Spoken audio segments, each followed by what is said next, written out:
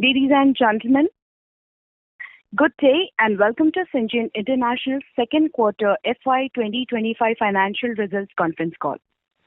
As a reminder, all participant lines will be in the listen-only mode, and there will be an opportunity for you to ask questions after the presentation concludes. Should you need assistance during the conference call, please signal an operator by pressing star then 0 on your touchtone phone.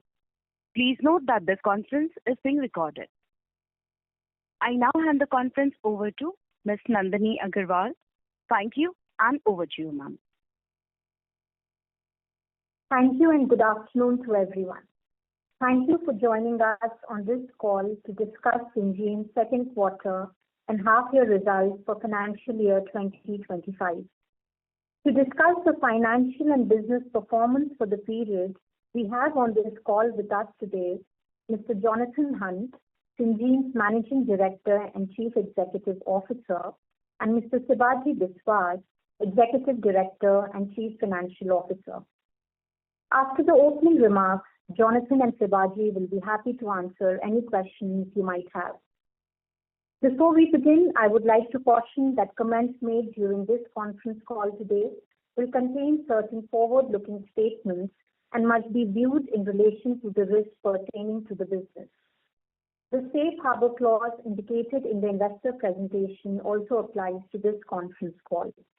The replay of this call will be available for the next few days, and the transcript will be made available. With this, I would now turn the call over to our Managing Director and CEO, Mr. Jonathan Hunt.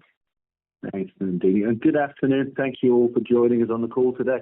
I'll start with my remarks with a quick overview of the key financials for the quarter and the first half, before getting into sort of the operational and strategic highlights, and then hand over to Sibaji to provide more detailed insights into the financials in his remarks.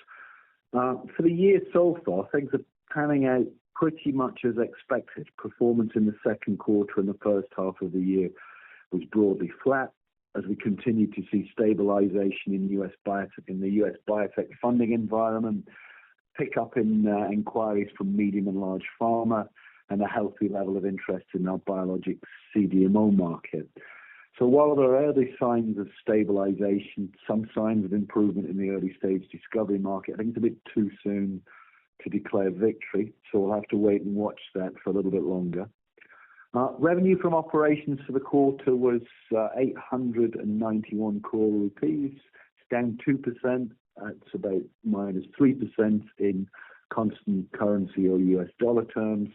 Operating EBITDA was down 4% to 245 crore. Reported profit after tax, after exceptional items for the quarter, was down 9% year-on-year to 106 crore. And this quarter, we also reported that revenue from operations increased sequentially by 13%. And I think that's an indicator of things moving in the right direction. I am encouraged by some of the early positive signs of recovery in discovery services. These are being driven by collaborations and pilot projects with large and medium-sized biopharma clients that are looking for alternatives to China and to rebalance their supply chains. As we've discussed previously, clients usually run these comparative pilots for a year or more and then use that as a way of selecting a longer-term partner, which for us would be an opportunity to segue those into larger, longer-term relationships. We continue to receive a healthy interest from clients through increased requests for proposals, RFPs, an increased number of on-site visits, and we also successfully concluded around 60 audits in the first 6 months of the year. To give you a sense of that, that's up a little over 35% year over year compared to the first 6 months of last year. Tone of the conversations with clients has been very much around long-term supply chain resilience, dual sourcing, as well as having the right capabilities and offering best value. I think with the lessons from the pandemic, we've been discussing these things for quite a while. It's not all about the Biosecure Act. Our propositions to clients is that we can make sure that they've got the resilience, flexibility, and dual sourcing they need. And as you know, we're also a buyer of services, and we apply the same logic in our own sort of procurement. Syngene is among the leaders in the industry in introducing sort of China-independent supply chain as an option in our proposals to clients. And to do this, we're sourcing from the Indian local ecosystem, especially for those who are suppliers of niche and complex chemicals. And at the same time, as we're working with our global supplier networks in the US and Europe, trying to encourage them to also set up shop in India. This not only helps expedite the timelines of materials reaching us, but also ensures business continuity in the case of disruptions. And we introduced that sort of China-independent supply offering about 18 months ago, and we're seeing reasonable traction. About a third of RFPs, third of clients opt for that today. So coming back to the quarter, pleased to see a healthy level of interest from clients in biologics. We're also seeing a high number of process development projects compared to last year in small molecules. And as you know, we've proven capabilities in biologics, and then additional manufacturing capacity comes online in the second half of the year. Once operational, the biologics manufacturing facility will offer plug-and-play manufacturing platforms, and we can customize those to clients' needs as they see fit. In the coming quarters, we also plan to strengthen our capacity and capabilities in discovery services. We're investing in sort of infill capabilities in antibody drug conjugates, peptides, oligonucleotides. So to summarize, the performance in the first half of the year and the second quarter was as expected. I believe we're seeing a positive change in momentum building in the second half as we see healthy interest from large and medium-sized biopharma clients who are rebalancing their supply chains. Number of requests for proposal and client visits has increased compared to the same period last year.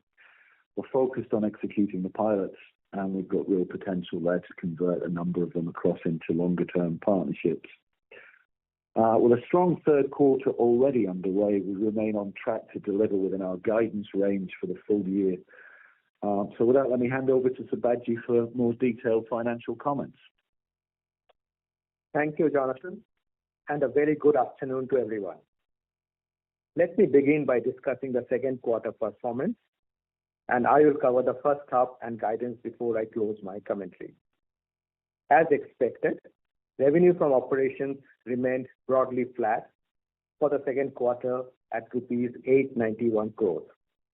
This marks a 13% sequential growth and is a revenue decline of 2% year-on-year and 3% in constant currency terms. This quarter saw research services returning to growth on back of multiple pilot projects in discovery services and sustained performance from the dedicated centers. Development and manufacturing services revenue growth was impacted due to more project completion milestones now in the third quarter this year compared to the previous year. We continue to see good traction in our biologics business and early-stage process development projects in our small molecule business. Our delivery of both the early-stage projects and the pilot projects has been strong, creating thereby a solid foundation for the future growth. With improving sequential revenues, operating EBITDA margin came in at 27.5% for the quarter compared to 22% in the first quarter and broadly in range compared to the previous year. On the cost front, raw material costs decreased by 11% year-on-year due to shift in the revenue mix towards discovery services, which has a lower raw material cost as a percentage of revenue.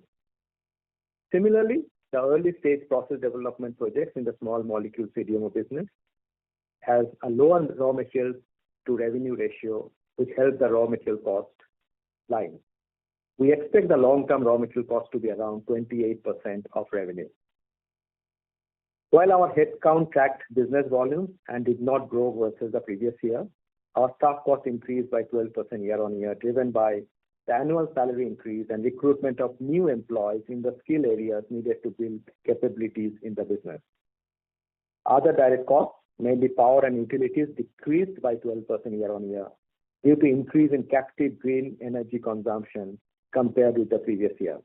Notably, in the second quarter, 96% of our total energy consumption was from renewable sources, in line with our focus on ESG and green initiatives. Other operating costs increased by 16% year-on-year due to maintenance and upkeep of expanded facilities and infrastructure. We continue with our investments in digitization and automation, which we believe are essential for higher efficiency in our business. EBIT from operations was at rupees 134 crores, lower year-on-year as depreciation increased to rupees 111 crores from rupees 105 crores last year. The effective tax rate for the quarter was 22.7%, similar to the same quarter last year.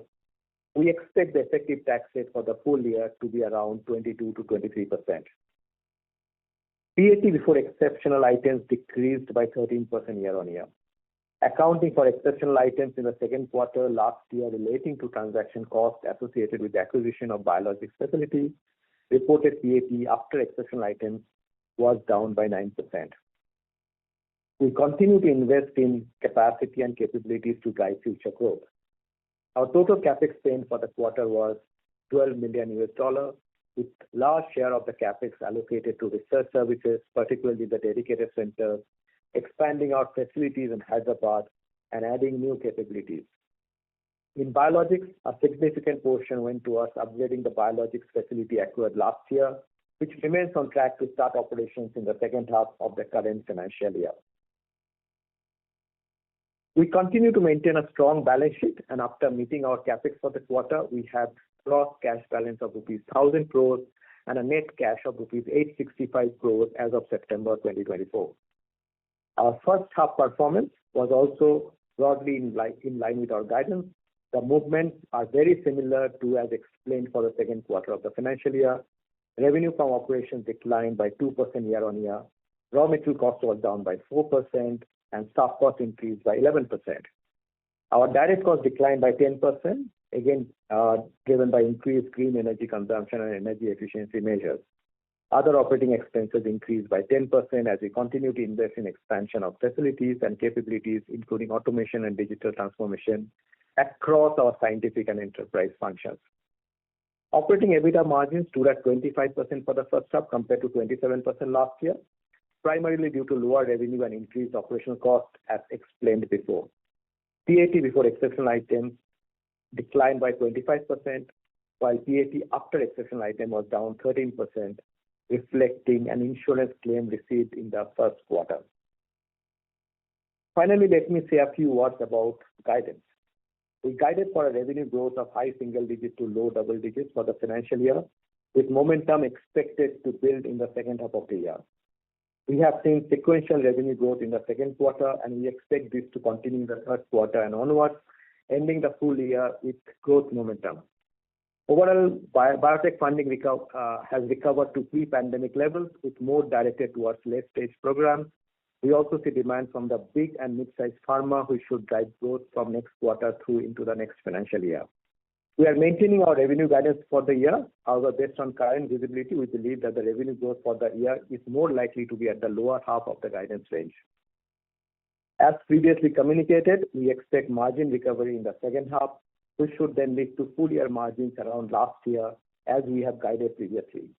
Our capex execution also remains on track, and we expect to execute $60 million capex by end of the year. Our focus will be on executing in line with our strategy, delivering on pilots and process development projects, which we believe will position us for a further growth in the medium to long term. As I hand over to Deepak, which will be by end of November, I feel deeply satisfied with what our leadership team has achieved over the last 5 years. We doubled revenues during the period while maintaining profitability and resilience in the middle of a global pandemic. Our balance sheet position now is very strong, with over rupees 1,000 crores of cash. After investing in acquisition and expansion during this period, all of which was from internal accruals. Deepak has joined us at a very exciting time for the industry and the company. I think he has both the depth of experience and the skills to steer the finance function of the company, and from here on, he is a valuable addition to the Syngene leadership team. Deepak is with us, and now I hand over to Deepak for his introductory comments. Over to you, Deepak. Thank you, Sibaji. As we know, Syngene is a leader in research, development, and manufacturing services, serving companies working at the forefront of human and animal health in the world. I'm just delighted to be a part of this organization and the sector. I've now had the benefit of working alongside Sibaji for over a month, and I'm already feeling well integrated into the company. I look forward to being a part of the leadership team in this very exciting times for the company and the industry. Thank you. Thanks, Deepak. And now I will turn back the call to start your questions. Thank you. Over to the operator. Thank you very much, sir. We will now begin the question and answer session. Anyone who wishes to ask questions may press star and one on their touchtone phone. If you wish to withdraw yourself from the question queue, you may press star and two. Participants are requested to use only handsets while asking a question. Ladies and gentlemen, we will wait for a moment while the question queue assembles.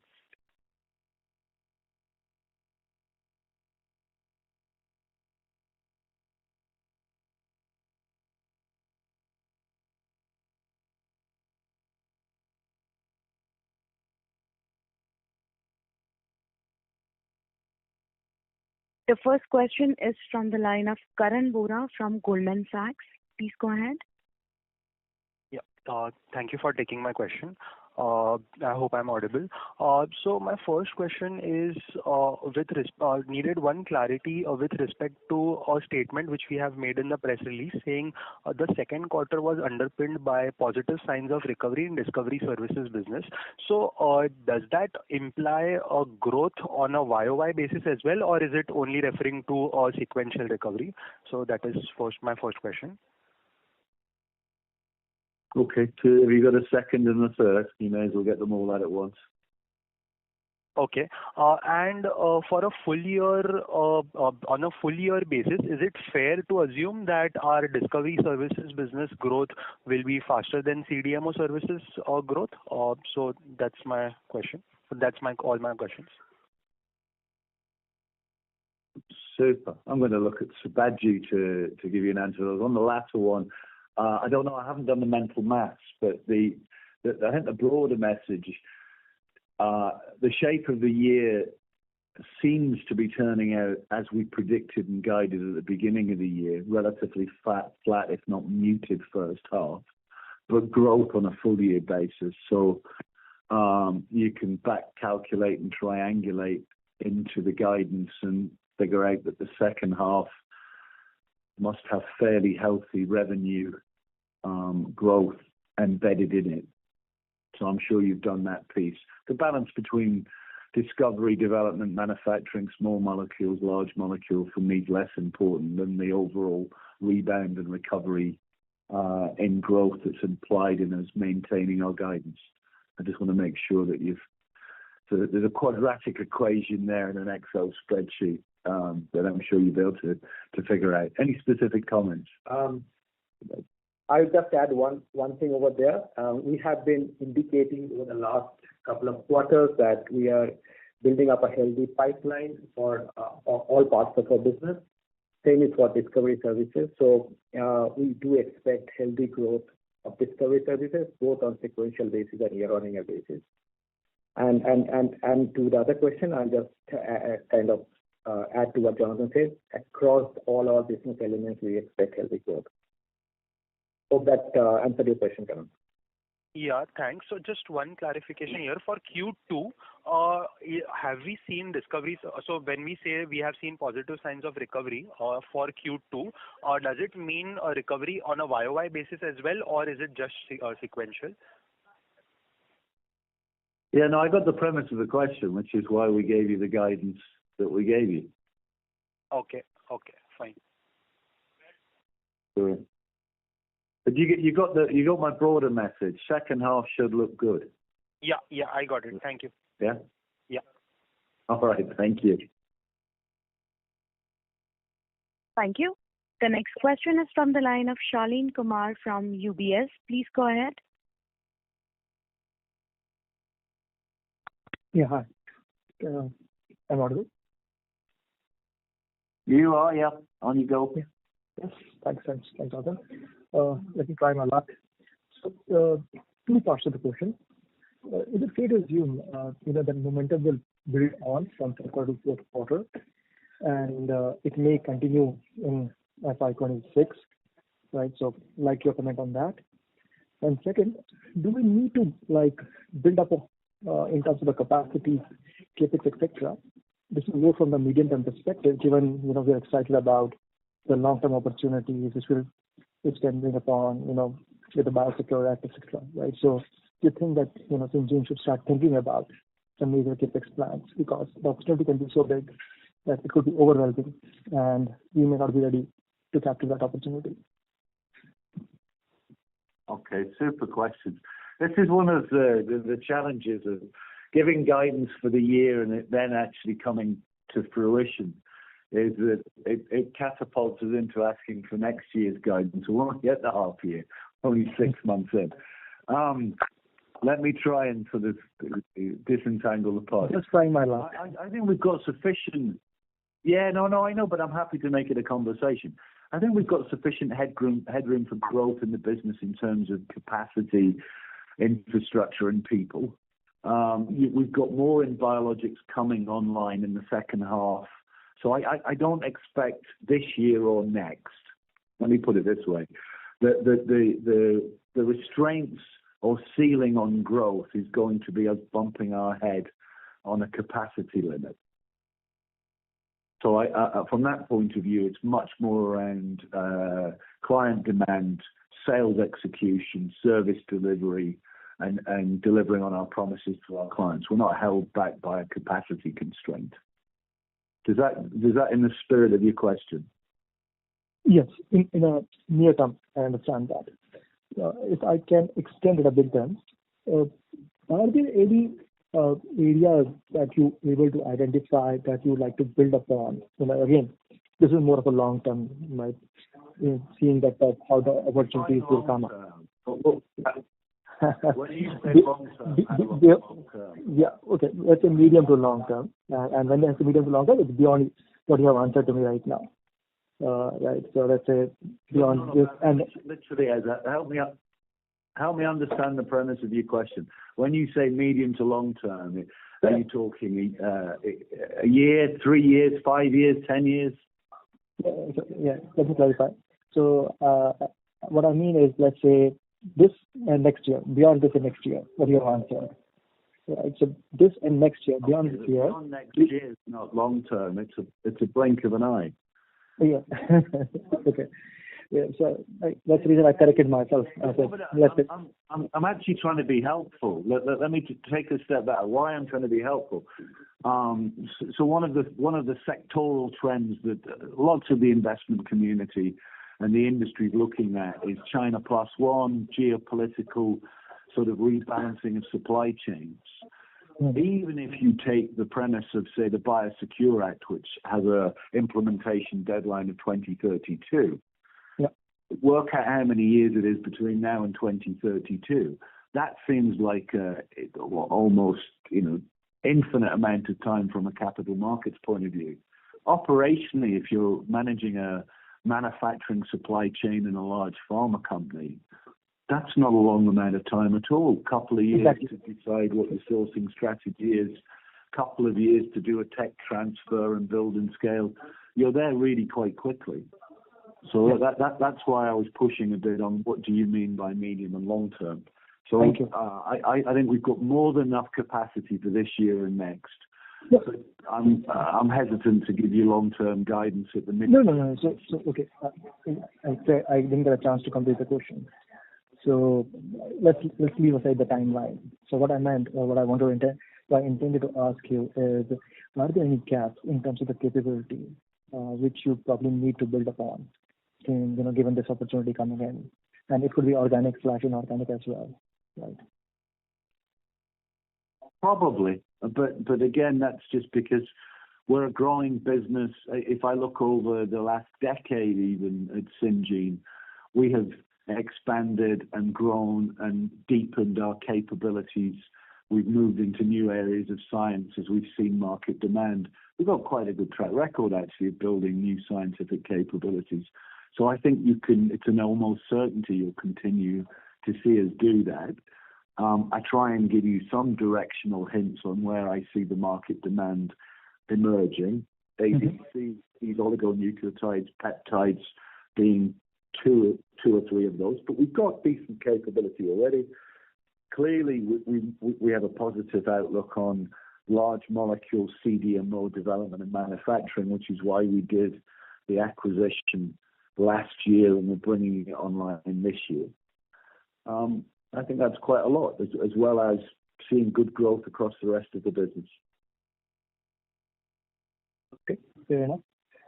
That's it from my side. Thank you so much, and best of luck for second half. Thank you. Thank you. We'll take the next question from the line of Sudarshan Padmanabhan from JM Financial PMS. Please go ahead. Yes, thank you for taking my question. Sir, my question is to understand a little bit more deeper, in terms of the nature of the incremental inquiries that you're getting. I want to understand a little bit more on this primarily because if I look at the last 5-year trajectory for us, we have done so much in terms of not only bringing capacity but also capabilities. Right? If you look at it, right from peptides to oligonucleotides, etc. So I would like to understand, today when we are, getting inbound requests from clients, whether it is, biosecure Act, which is moving the change, or even a Europe plus one story, whether that capabilities are something that is, getting tested today with the clients. And, how do you see traction moving, say in the next 2 to 3 years?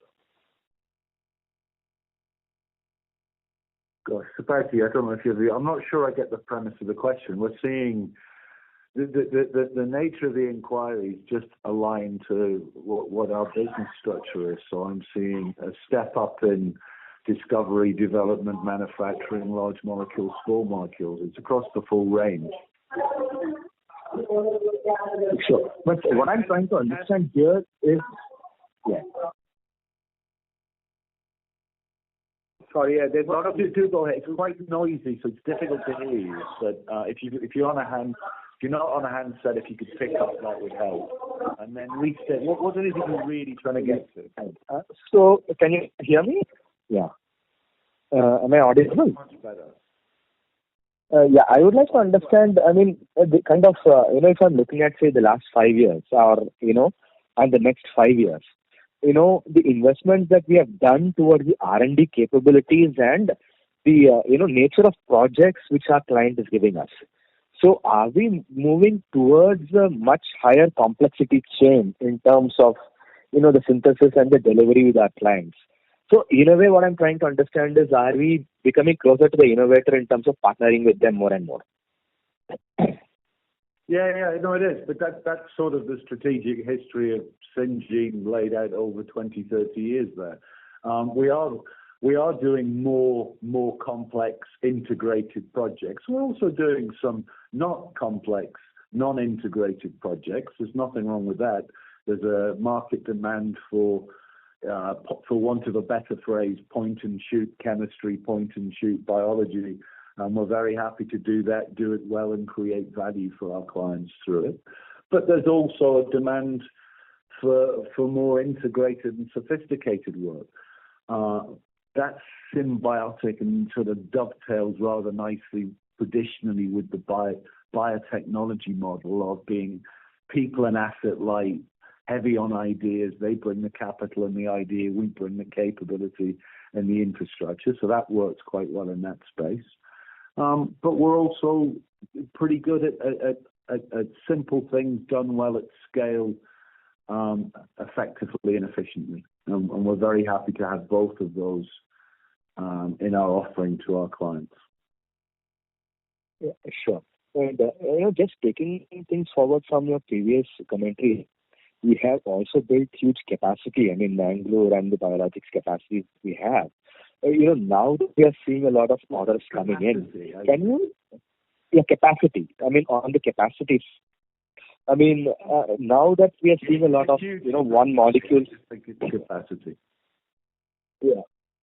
On the capacity side, now that we are seeing a lot of business coming in and, several molecules moving up the value chain. One, how do we see the utilization, say, in the next 2 to 3 years? And derivative of that, should we see a new high in the margin, say, in the next couple of years? One is complexity. The second, driven by operating leverage. Okay. You're not going to be surprised that I may not give you a full and frank answer on that. It's the midpoint of the year. We set out guidance for the year, fairly directive that we think the second half is going to see a good improvement in revenue growth rates. You saw some operating margin improvement in the second quarter year over year. You're going to see more operating margin improvement, operating leverage in the second half. That's me prognosticating 6 months out, having drawn a picture. I am actually taking a little bit longer. If you can say about, say, FY26, FY27. Yeah, I'll do that at the full year results as we do every year. Sure. But I would assume that directionally, we should be positively surprised. That's fine. Your assumptions are yours. Sure. Okay, thanks a lot. I'll jump back. Sudarshan, just, to your point, it's a no-brainer that as capacity utilization increases, margin would increase. But we'll not stop doing what we are doing, right? We are always investing in future technologies, future platforms, future skills. And it has been our effort to kind of keep the margin within the range of what we are now guiding. So it will be a balance, but it's a combination of both, and you can model that out because we will not pause further investment, further acceleration, further skill building. So the ultimate margin will come out as a combination of growth somewhere and investment somewhere else. Hope that clarifies that. Sure. Yeah. Thanks a lot. Yeah, John, thank you. Thank you. Thank you. A request to all the participants to use their handset while asking questions for optimum audio quality in the conference. The next question is from the line of Tarang from Old Bridge Capital. Please go ahead. Hi, good afternoon. Couple of questions. One, Jonathan, in your opening comments, you said that the inquiry pickup that's coming your way, at the current point of time, it's for pilot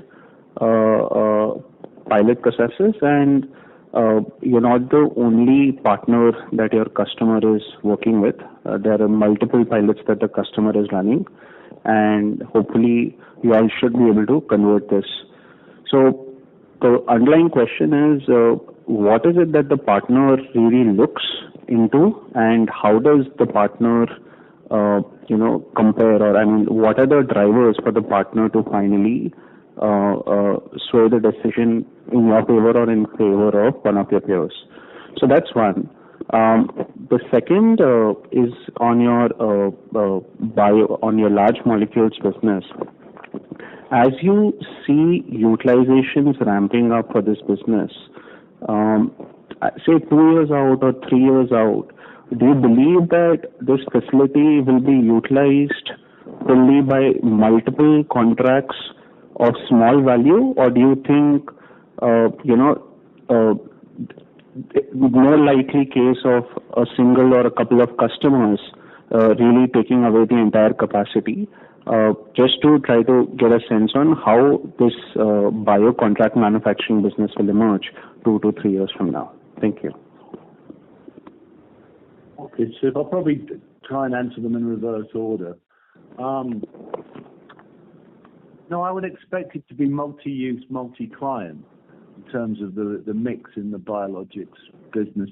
But that just reflects the size of capacity that we've got there, and also the amount of space and headroom to scale it. I mean, we're going to bring Unit 3 online, but it's not fully built out. There's further space on the site, and there's infrastructure there to go for a second and even third wave of further capacity expansion over the long term. So it's a bit of it's a non-static frame that you've got to put around your question.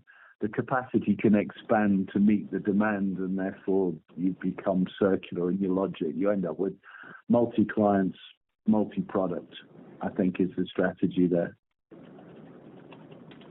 And then on your other question around what is it clients are looking for, nothing new and insightful. It's what they've always looked for. Have you got the capability? Are you competitive and capable? Can you deliver to time, to cost, to quality? Do you have scientific creativity alongside good service, and do you offer good value for money?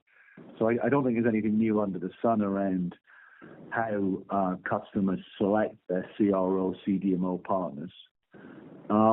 I think the China plus one rotation, if you want to view it through that lens, or supply chain resilience and dual sourcing, it's all the same thing. So different drivers behind it. If you're looking at big pharma, they tend to be steady to the point almost of being glacially measured in the speed of change, but when they change with real purpose. They've got a 2032 deadline out of the Biosecure Act, so that they'll move over the next 2, 3, 4, 5 years. It's not an overnight sensation, but it's a really positive tailwind on the industry for those of us that have got capacity in this part of the world and outside of China. Sure, Jonathan. Just to follow up, to my first question, all things equal, but say at a slightly elevated price point, do you believe that customers in pursuit of wanting to have a more sustainable supply chain are willing to go ahead with that proposition? What do you mean by sustainable? Are you using that in the ESG? No. Sustainable in the sense a de-risked supply chain, if you may call it. Are the customers willing to pay a little more to ensure that it's a more robust de-risk supply chain? Not massively, no. Are any of us looking to pay more if we think that if we bring volumes, we can get good prices? Sure. But we make good margins at existing market prices. Sure. Thanks.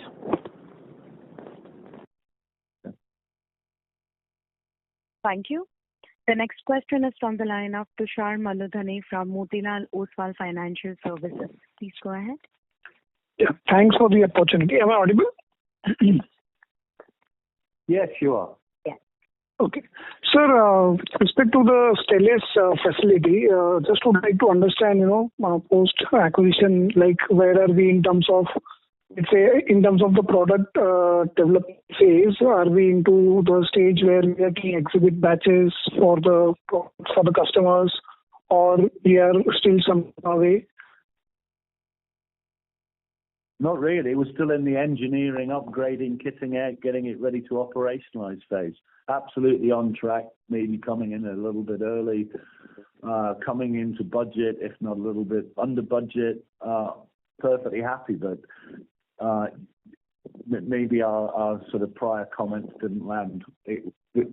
Since we bought it to today, we're looking to convert what was a plant designed to make vaccines into one set up to make antibodies, and that's the phase we're at the moment. Okay, so effectively, even the exhibit batch level, the commercial benefit would be like a quarter or two away. Is that the assumption? No, you're jumping ahead, assuming there's exhibition batches and production, and it's a revenue drive. It's a new capacity play. Brings us headroom for future growth. Oh, but by the time the facility would have been already showcased to the potential customers, right? So, any RFPs on that facility while we sort of re-engineer and make the facility ready for the customers?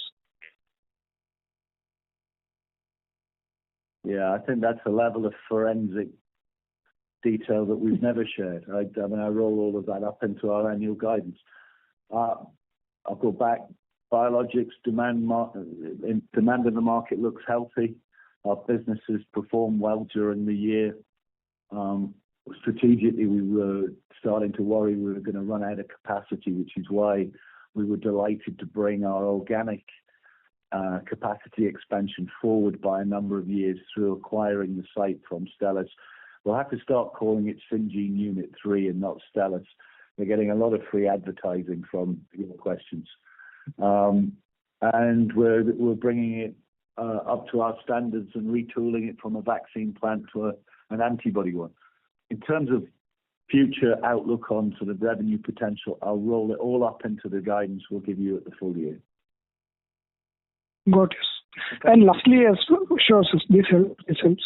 And lastly, on the second half FY25 guidance, while the guidance as far as revenue growth is sort of maintained, just would like to understand what will drive this, whether it is discovery, development, or commercial. And it's not in terms of quantifying it, but if you could at least help in the pecking order. So, yeah, yes, no, and across all three. How about that? So, yeah, yes, you've understood us correctly. We expect there to be growth in the second half. Actually, it's going to be reasonably well balanced across all the aspects of our business. So, which means at least the profitability. Sorry. Go ahead. So, which effectively means that the profitability growth would be much better compared to the revenue growth, right? Oh, what a super question. Given that it's Subhaji's last conference call, that one's going to him. So, Tushar, but instead of kind of making it a relative statement, if first half is 25%, and if we are saying that the overall year would be close to last year, which was 29%, automatically we are stating that second half profitability would be pretty good, right? And that profitability would come from revenue growth happening across all businesses, which should then ideally flow down to profits after adjusted for the direct cost. So looking towards good second half, good growth, and good profitability. That's how I'll sum it up. Sure. And lastly, just one more, if I may. This related to Stelis facility, is that already captured in the P&L? Can you repeat the question? Operational cost related to Stelis facility, is that already captured in the P&L? So we go by the accounting standards. Any engineering cost directly attributed to the modification of the facility is capitalized, but otherwise operating costs for running a place like utility and all is in the P&L. Okay, so basically the employees and all are already onboarded, and so that cost is already in the P&L. I'll qualify that by saying that the operating employees costs are in the P&L, but there are some part of that which is directly attributed to the modification of the facility is capitalized. So when it becomes operational, the operating cost may go up from what it is currently in the P&L, but only to a certain extent because large part of that is already in the P&L. Fair point, sir. Fair point. Thanks a lot for addressing the question. All right. Thank you. Thank you. Ladies and gentlemen, this will be the last question for today, which is from the line of Deval Shah from RBSA Investment Managers. Please go ahead. Yeah, hello. Good afternoon. So, I basically have two questions. Mr. Shah, I'm sorry to interrupt. Your audio is low, sir. Can you please increase the volume a little bit? Yes, just a second. Yeah, hello. Am I audible now? Yes, sir. Yes. Yeah, much better. Go ahead. Yeah. So, Jonathan, I have two questions. So, one is surrounding, so both are strategic. So, I was reading a report and it said that international larger peers or competition, I would say, when they were in their growth phase, they gained immensely by establishing the labs and the smaller operations proximity to their innovation hubs in US and the Europe, and they retain the larger delivery operations in China and their domestic place. So just wanted to know your thoughts with regards to this, with respect to Syngene, how we would like to develop 10 years from now, or I would say, so whether having a lab in US or Europe would have us in getting more business. So your thoughts on that? Super. That was one question. Was there a second one?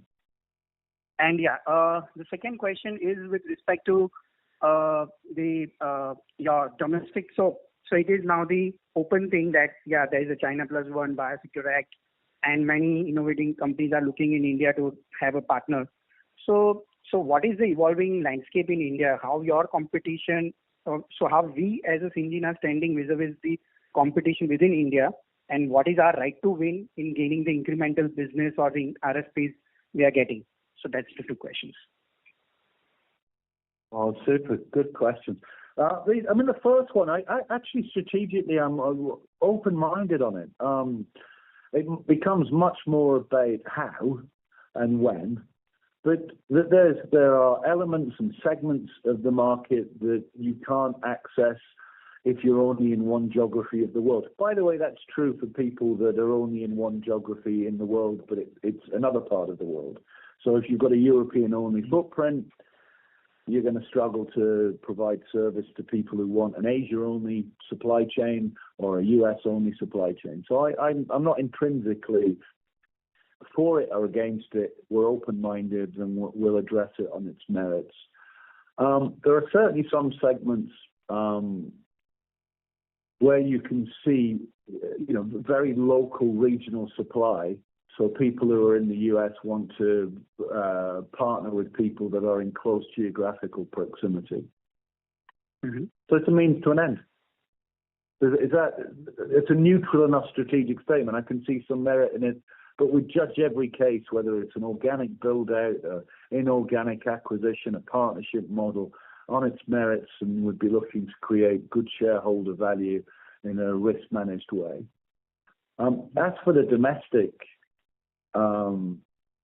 element, competition's good. It drives up sort of overall capability within the industry. I don't think there's anything to fear. We already compete with some very good competitor companies from around the world, and we do reasonably well, I think. So I don't particularly worry about the competition. Hopefully they're worrying more about us than we are about them. And then, there's a lot of private equity capital, on the hunt around the world on the China Plus One story. There are companies in adjacent sectors considering sort of pivoting towards, the CDMO part in particular. You see a number of generics companies considering it. It's different business. Different business means different rules of operating, different ways of doing it. They've got a lot to learn and figure out, but I don't mind competition, and I don't mind if it drives up standards for everybody. I really like that confidence, and all the best. Yeah. So sorry, please. You were saying something. Yeah, but also just be pragmatic. Please, there's no element of sort of hubris or nonchalance about that. You've got to come into work every day assuming that somebody out there is planning to eat your lunch. We've certainly come in thinking about other people's lunches. Yeah, makes sense. Yeah, thank you, Jonathan. All the best. Thank you. Thank you. As that was the last question for today, I would now like to hand the conference over to Ms. Nandini Agarwal for closing comments. Over to you, ma'am.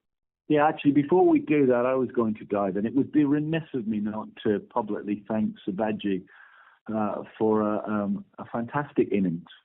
It's certainly his longest innings, and for those of you, and it won't be visible to the capital markets, he's had a real impact within the company, way beyond the realms of just finance.